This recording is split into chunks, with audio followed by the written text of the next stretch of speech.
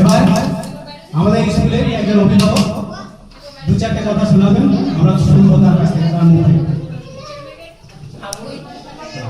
মন্দিরা মনে রাখবেন, আচ্ছা আমাদের স্কুলে ক্লাস 3 পড়ে, ওর বাবা নরকম ওইরকম আছে। নমস্কার। আজ 15ই আগস্ট, আজ 70 বছর আগে ঠিক এই দিনটিতে আমাদের ভারতবর্ষ স্বাধীনতা লাভ করেছিল।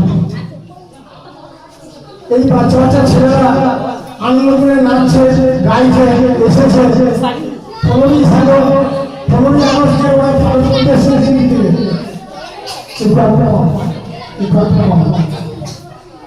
এই দিনটি পালন করতে এসেছে।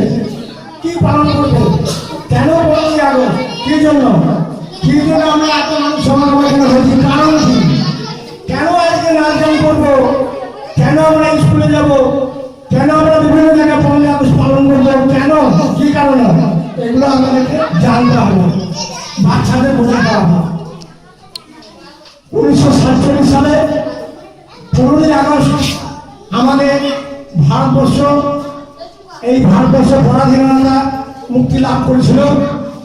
ব্রিটিশ, ইংরেজ তারা আমাদের ভারতবর্ষকে জোর করে রাজত্ব করত, নীল চাষ করতো তারা জোর করে। একবার যদি নীল চাষ হয় তাহলে 7 বছর সেই মাটিতে কোনো ধান বা অন্য কোনো ফসল হবে না। তাই ভারতবর্ষের মাটিতে তারা সেই নীল চাষ করছিল এবং ভারতের মানুষ যাতে খেতে পড়তে না পায় সেরকম ব্যবস্থা তারা করে গেছিল ইংরেজরা। তাই আমাদের ভারতবর্ষের বিভিন্ন কর্ণধার যারা ছিলেন, বিনয়, বাদল, দীনেশ, মাস্টার সূর্য সেন, মাদনী হাজার, এরা অনেকে স্বাধীনতা সংগ্রামে অংশগ্রহণ করে জীবন পর্যন্ত দান করেছেন।